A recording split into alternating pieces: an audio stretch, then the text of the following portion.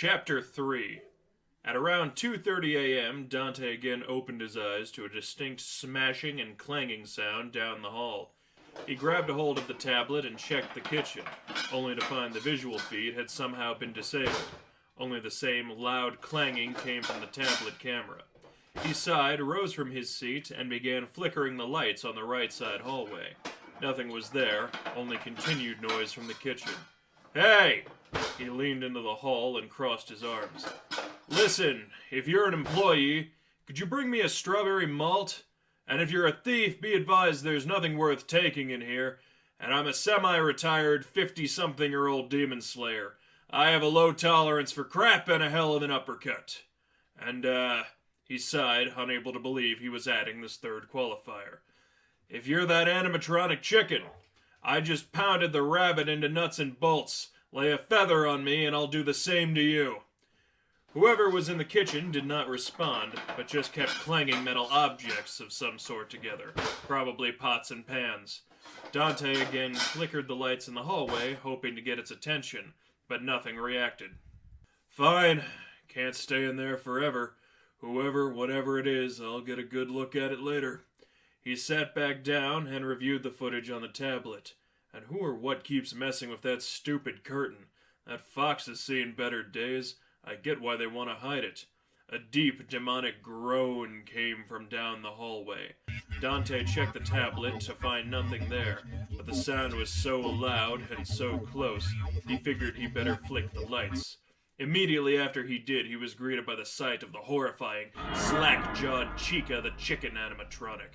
Its soulless eyes stared in at him. The bib reading "Let's Eat" it wore promised a horrific fate unto any who discovered it at those cursed hours. Before Dante could react, the creature stuck out its arms and attempted to grab a hold of him as Bonnie had, before Dante pointed out the most fundamental flaw in the action.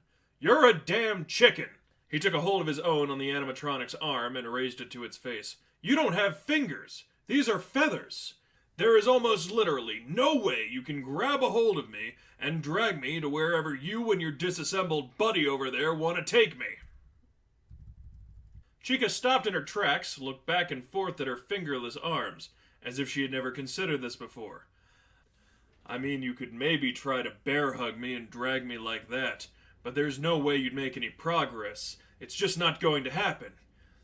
If you're really here to kill me or some stupid crap like that, you're simply not designed for it." Though the animatronic could show no expression, Chica continued to stare at its feathered hands, as if having some deep existential conversation with herself as to what her purpose was supposed to be, if she was, indeed, designed to fail. "Oh, by the way," Dante's remark made Chica look back up. He swiftly tore a nearby computer monitor free and smashed her upside the head with it. The animatronic shook for a few seconds before collapsing to the ground. "You forgot my milkshake." There sat a long, watered-down cup of soda on the office desk.